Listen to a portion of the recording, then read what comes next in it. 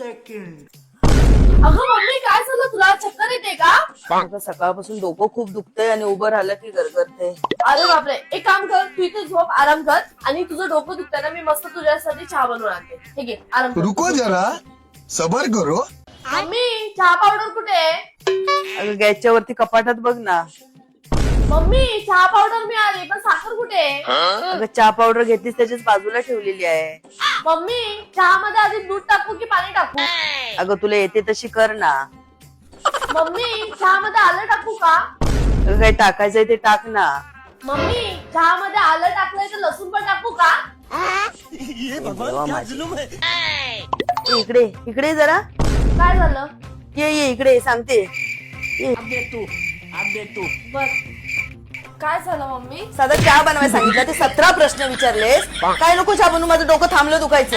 अय्या मम्मी बघ तुला काय औषध पण घ्यायला लागलंय आणि तुझं डोकं पण दुखायचं. चल जा तिकडे पुढं.